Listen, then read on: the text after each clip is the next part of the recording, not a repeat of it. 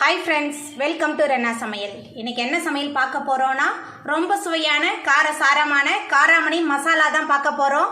சாம்பார் சாதம், ரச சாதம், சப்பாத்தி எல்லாத்துக்குமே ரொம்ப சுவையா இருக்கும். இந்த காராமணி மசாலா எளிமையான முறையில் வீட்டில் உள்ள மசாலா வச்சு ரொம்ப அட்டகாசமாக செஞ்சிடலாம். அந்த சுவையான காரசாரமான காராமணி மசாலா எளிமையாக எப்படி செய்யறதுன்னு வாங்க பார்த்துடலாம். காராமணி மசாலா பண்ணுறதுக்கு எண்ணெய் சேர்த்துடலாம். 1.5 டீஸ்பூன் எண்ணெய் சேர்க்குறேன். குறைவான எண்ணெய் போதும். எண்ணெய் சூடாகி வரட்டும். எண்ணெய் சூடாகி வந்துட்டு இதில் 1 டீஸ்பூன் சீரகம் சேர்த்துடலாம். சீரகம் சேர்த்து சீரகம் நல்லா பொரிய ஆரம்பிச்சிருச்சு. பொடியாக நறுக்குன ஒரு பெரிய வெங்காயமும் கருவேப்பிலையும் சேர்த்துடலாம். வெங்காயத்தை சேர்த்துட்டு நல்லா வதக்கிடலாம். வெங்காயம் நல்லா வதங்கி வந்துருச்சு. இப்போ இதில் பொடியாக நறுக்கி வச்ச காராமணியை சேர்த்துடலாம். இதை தட்டைப்பயிறுன்னு கூட சொல்லுவாங்க. காராமணியை சேர்த்துட்டு இந்த எண்ணெயிலே கொஞ்சம் நேரத்துக்கு நல்லா வதக்கிடலாம். நம்ம சேர்த்த காராமணி எண்ணெயில் கொஞ்சம் நேரம் நல்லா வதங்கி வந்துருச்சு. இப்போ இதில் மசாலா தூள்லாம் சேர்த்துக்கலாம்.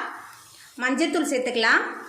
அதுக்கப்புறமா சாம்பார் தூள் 2 டேபிள் ஸ்பூன் சேர்க்குறேன். காராமணிக்கு தேவையான அளவுக்கு உப்பு சேர்த்துக்கலாம். சேர்த்துட்டு எல்லாத்தையும் எண்ணெயில் திரும்ப நல்லா வதக்கிடலாம். நம்ம சேர்த்த மசாலாலாம் காராமணியோடு சேர்ந்து நல்லா கலந்து வதங்கி வந்துருச்சு. இப்போ இதில் தண்ணி சேர்த்துக்கலாம். தண்ணி சேர்த்துட்டு கலந்து விட்டுடலாம்.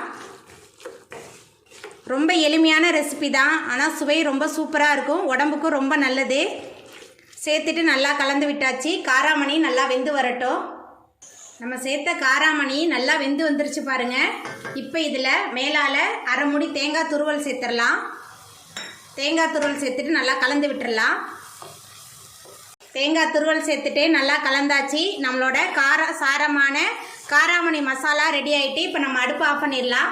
அவ்வளோதாங்க, நம்மளோட சுவையான காராமணி மசாலா எளிமையான முறையில் சூப்பராக ரெடி ஆகிட்டு நீங்களும் உங்கள் வீட்டில் இந்த சுவையான காராமணி மசாலாவை செஞ்சு பாருங்கள். இந்த வீடியோ உங்களுக்கு பிடிச்சிருந்தா லைக் பண்ணுங்கள், ஷேர் பண்ணுங்கள், கமெண்ட் பண்ணுங்கள், சப்ஸ்கிரைப் பண்ணுங்கள். அப்படியே பக்கத்தில் உள்ள பெல் பட்டனை கிளிக் பண்ணிடுங்க. நன்றி.